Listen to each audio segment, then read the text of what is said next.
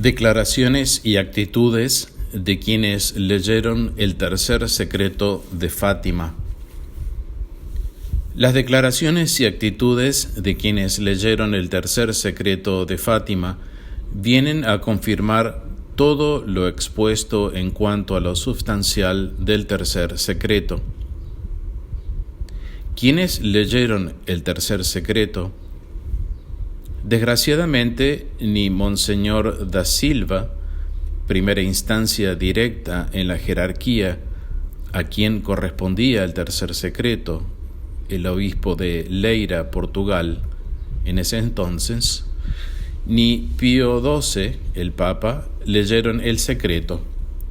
No quisieron, en resumidas cuentas, enfrentarse con su contenido, dejando pasar el tiempo, quizás esperando a 1960, pero ambos fueron arrebatados antes, el primero en 1957 y el otro en 1958.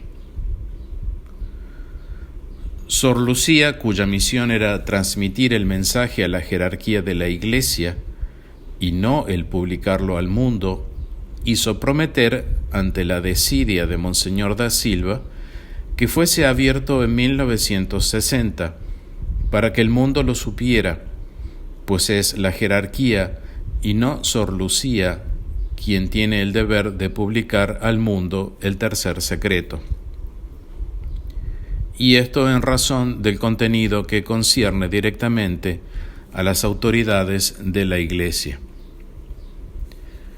Como bien dice el hermano Michel, el 17 de junio de 1944, cuando Monseñor da Silva toma posesión del sobre conteniendo la tercera parte del secreto, habría podido leer enseguida el mensaje y luego darlo a conocer en la medida que lo hubiese juzgado bueno. Desde 1945 se previó que si Monseñor da Silva llegaba a morir, el precioso documento pasaría al cardenal Cerejeira, patriarca de Lisboa. El cardenal Cerejeira era consciente que en 1960 se debía revelar al público el tercer secreto y hace sus declaraciones. El 7 de septiembre de 1946, en Brasil, durante la clausura del Congreso Marial de Campinas, el cardenal Cerejeira hizo la siguiente declaración: por las dos partes ya reveladas del secreto, la tercera no ha sido todavía comunicada, pero está redactada en una carta sellada con cera y será abierta en 1960, sabemos suficientemente para concluir que la salvación del mundo en esta hora extraordinaria de la historia ha sido confiada al corazón inmaculado de María. El tercer secreto, contrariamente a eso que se afirma después, continúa el hermano Michel, no estaba pues ni exclusivamente ni tampoco explícitamente destinado al Santo Padre. Al igual que las dos primeras partes del secreto, con las que forma un todo, fue confiado a la Iglesia y en primer lugar a los representantes de la jerarquía portuguesa, a quienes correspondía informarse y darlo a conocer. Y como es lógico pensar, Sor Lucía desearía que el Papa lo supiera y lo más pronto posible, y por eso quería hablar personalmente con el Papa para exponerle el tercer secreto, y como finalmente Sor Lucía no pudo conversar con Pío XII, desde 1946 fue convenido entre Sor Lucía y Monseñor da Silva que el último secreto sería divulgado en 1960. Sor Lucía, que sabía que el mensaje del tercer secreto debía ser publicado por la jerarquía oficial de la Iglesia, se asegura por una promesa prácticamente exigida a su obispo para tener la garantía de que realmente fuese así, ante el rechazo de leer el mensaje por parte de Monseñor da Silva, mencionaremos primero el testimonio decisivo del canónigo Galamba. Cuando el señor obispo rechaza abrirlo, Lucía le hace prometer que será abierto definitivamente y leído al mundo cuando ella muera, o en 1960, según sea lo primero que acontezca. Es evidente que Sor Lucía no quería morir sin que al menos se dé a conocer el tercer secreto, pero como no es esta su misión, sino la misión, el deber y la responsabilidad de la jerarquía de la Iglesia, ella está reducida al más doloroso de los silencios ante el eclipse de la Iglesia sobre el cual Fátima viene a advertirnos. Sor Lucía ha dicho que su misión no es la de ser profeta, es decir, la de divulgar al mundo el tercer secreto, pues en cuanto a esto es una humilde y pobre mensajera ante la Iglesia y sus representantes. Ella es la pobre campesina carmelita que hizo de intermediaria entre el mensaje del cielo y la jerarquía de la Iglesia. Su misión es advertir sobre el grave peligro de la condenación de las almas y de establecer la devoción al Inmaculado Corazón de María como último recurso de salvación en estos tiempos apocalípticos para el mundo y la Iglesia. En 1941, cuando Sor Lucía escribe su cuarta memoria, todavía no le era permitido revelar a la jerarquía de la Iglesia el tercer secreto. Comienzo, pues, mi nuevo trabajo y cumpliré las órdenes de vuestra excelentísima reverendísima y los deseos del canónigo Galamba, exceptuando la parte del secreto que por ahora no me es permitido revelar. Diré todo. Advertidamente no dejaré nada. Solo cuando Sor Lucía tiene licencia del cielo para revelar el tercer secreto, lo hace saber y espera recibir la orden formal del obispo, pues es un mensaje que tiene formalmente por destinatario a la jerarquía oficial de la Iglesia. Así se explica por qué no accedió a decir o escribir nada sin la orden formal oficial en nombre de Dios, del representante oficial inmediato de la Iglesia, el obispo del lugar. A este respecto es muy esclarecedor lo acontecido durante la entrevista de Monseñor da Silva y el canónigo Galamba con Sor Lucía durante el verano de 1943 en el asilo Fonseca en Valencia Dominio. De pronto el canónigo Galamba le pregunta: ¿por qué no revela la tercera parte del secreto de Nuestra Señora? ¿Puede usted quizás decirlo ahora? Entonces, Lucía, haciendo un gesto con la cabeza hacia Monseñor da Silva: ahora, si Monseñor lo quiere, puedo decirlo. Monseñor, Sor Lucía dice que si usted quiere, ella puede revelar ahora la tercera parte del secreto. No quiero hacer nada para eso, no quiero mezclarme en ello. Ah, qué lástima, contesta el canónigo Galamba. Dígale al menos que lo escriba sobre un papel que le entregará en un sobre sellado. El 15 de septiembre, el obispo se dirige solo a Tuy y, conversando con la vidente en la enfermería, no le da la orden formal en nombre de Dios para redactar el tercer secreto, sino que expresa únicamente un vago deseo. De suerte que Sor Lucía fue embargada por una angustia terrible, pues a fin de cuentas Monseñor da Silva le pedía obedecer a sus inspiraciones. Me parece que escribir, explicaba, es de algún modo revelarlo, y no tengo aún la autorización de nuestro Señor para hacerlo. De todos modos, como estoy acostumbrada a ver la voluntad de Dios en mis superiores, considero la obediencia y no sé qué hacer. Prefiero una orden formal sobre la cual me pueda apoyar delante de Dios y que me permita decirle con seguridad: me lo han ordenado, Señor. Pero esas palabras, si la Sor lo quiere, me turban y me dejan perpleja. Sor Lucía esperaba, pues, una orden expresa de su obispo. He ahí lo importante. Fin de la cita. Podría pensarse que hay una contradicción en lo que dice Sor Lucía al canónigo: si Monseñor lo quiere, puedo decirlo, de una parte, y de otra, al decirle a Monseñor: no tengo aún autorización de nuestro Señor.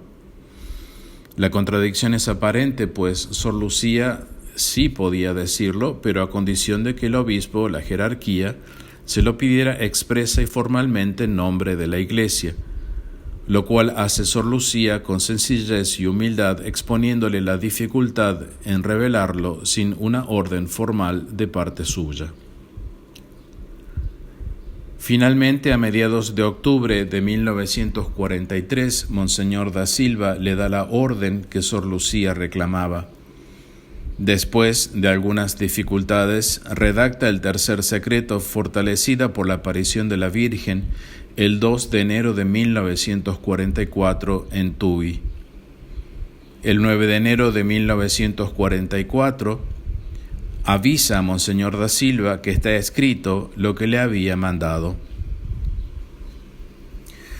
Por orden de Roma, en 1957 el sobre es enviado al Vaticano.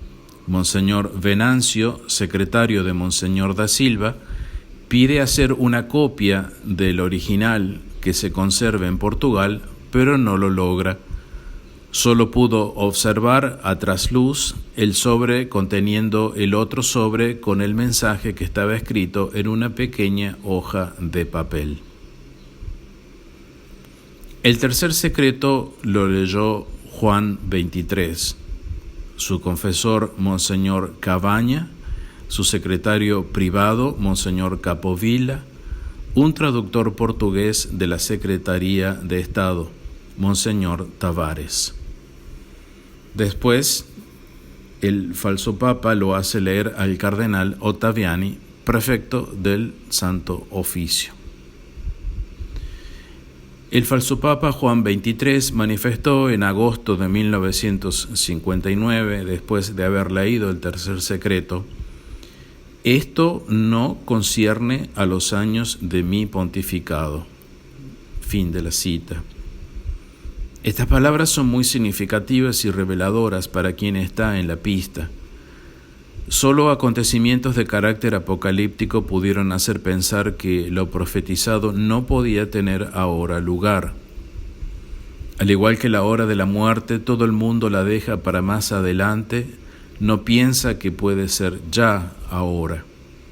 Lo mismo con todo lo relativo al Apocalipsis, la gran apostasía, la abominación de la desolación en lugar santo, el pseudo profeta con apariencia de Cristo, Cordero, pero tan bestia como su homólogo la bestia del mar, etc.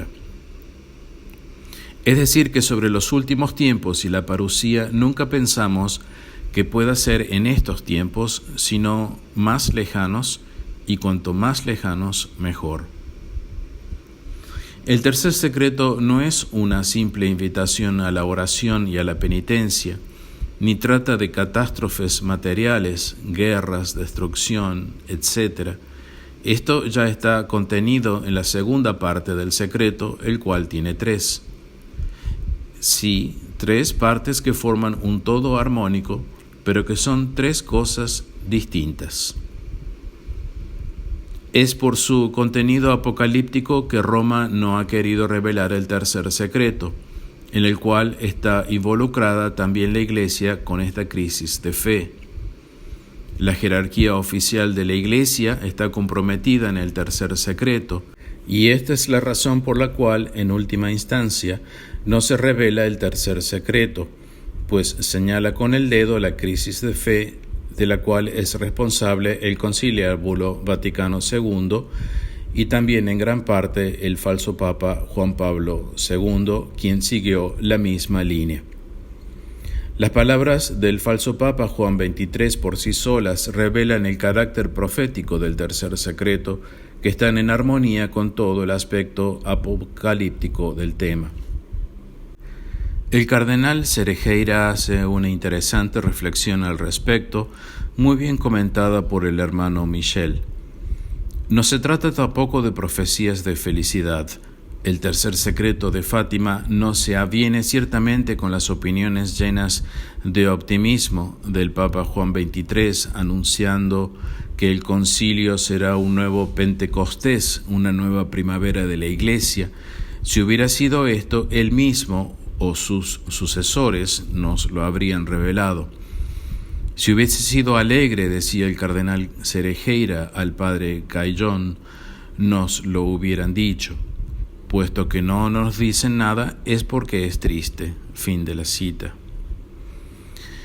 El cardenal Ottaviani, queriendo salvaguardar la imagen del Papa, en ese entonces Pablo VI, falso Papa, justificando la no divulgación del tercer secreto, nos indica sin quererlo que el Papa está concernido y le atañe directamente. En su alocución del 11 de febrero de 1967, declara que el tercer secreto estaba destinado al Santo Padre, destinado explícita y exclusivamente al Papa. Ciertamente no, concluye el hermano Michel, pues si el último secreto hubiera estado destinado al Papa únicamente, Sor Lucía lo hubiera dicho desde 1944. Fin de la cita. Además, no se lo hubiera entregado a Monseñor da Silva como destinatario con poder de leerlo y divulgarlo, ni le hubiera hecho prometer que debía revelarlo en 1960 como fecha límite. Lo importante es que el cardenal Ottaviani nos hace saber que es soberanamente importante para el Papa, probablemente porque se trata de él. Seguramente es esta verdad que dio al cardenal, o más bien al Papa Pablo VI, la idea de salir del apuro, pretendiendo que el último secreto está estrictamente reservado al Santo Padre. Fin de la cita. Sin embargo, el 15 de diciembre de 1960, el cardenal Ottaviani hace una alusión a la apostasía moderna en una alocución a los miembros de la Academia Marial Internacional que pareciera tener mucho que ver con el tercer secreto. Cita: basta dar un rápido golpe de vista sobre lo que pasa en este momento en el mundo para reconocer que sin la intervención de la Madre de todas las misericordias junto al Todopoderoso, el mundo peligraría nuevamente de volverse pagano, con un paganismo más deplorable que el primero, porque está agravado por la apostasía. Fin de la cita. No exageramos de ningún modo si involucramos al falso Papa en el tercer secreto. Es evidente que si, cita, en Portugal se conservará siempre el dogma de la fe, es porque en las otras partes el dogma de la fe no se conservará, incluida Roma. Además, ¿cómo se perderá el dogma de la fe sin que la jerarquía oficial de la Iglesia no haya de algún modo sido culpable, sin que el mismo Papa no desfallezca en su deber custodiando santamente y exponiendo fielmente el depósito de la fe? ¿Cómo el dogma de la fe se perderá sin que haya habido desfallecimiento de aquel cuyo cargo principal consiste precisamente en conservar intacto el depósito de la fe en el seno de la Iglesia? Fin de la cita. Al respecto del perito oficial de Fátima, el fatimólogo más versado, el padre Alonso, dice, cita: es pues enteramente probable que el texto del tercer secreto haga alusión concreta a la crisis de la fe en la Iglesia y a la negligencia de los pastores mismos. Habla también de luchas intestinas en el seno de la misma Iglesia y de graves negligencias pastorales de la alta jerarquía, de deficiencias de la alta jerarquía de la Iglesia. Fin de la cita. Sor Lucía nos advierte, recordémoslo, diciéndole al padre Fuentes, cita: no esperemos que venga de Roma un llamado a la penitencia de parte del Santo Padre para el mundo entero, ni esperemos tampoco que venga de nuestros obispos en sus diócesis, ni tampoco de las congregaciones religiosas. No. Fin de la cita. La situación no puede ser más confusa y caótica, como en los tiempos de la primera venida del Señor, el rebaño abandonado sin pastores, lo cual será semejante en su parusía, su segunda venida. El falso Papa Pablo VI leyó también el tercer secreto.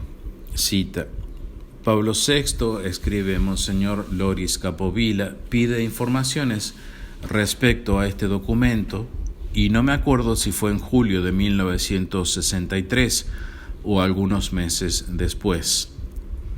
En 1971, el obispo de Leira, Monseñor Venancio, atestigua que Pablo VI conocía el tercer secreto.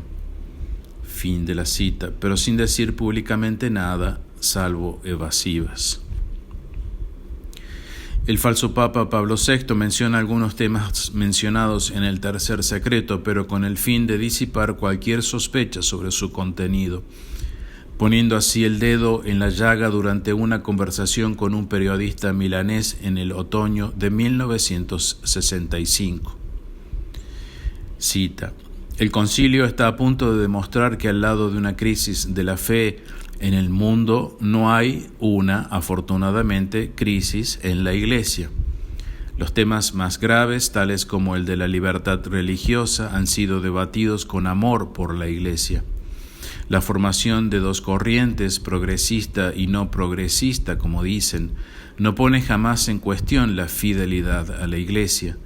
Todos discuten por el bien de la Iglesia y no vemos producirse defección ni signos inquietantes de luchas intestinas. Fin de la cita. Sin embargo, conviene recordar que dijo, cita: la Iglesia se encuentra en una hora de inquietud, de autocrítica, diríamos de autodestrucción. Fin de la cita. Discurso del 7 de diciembre de 1968 del falso Papa Pablo VI. Y otra cita: por cuál fisura el humo de Satanás ha entrado en el templo de Dios. Fin de la cita.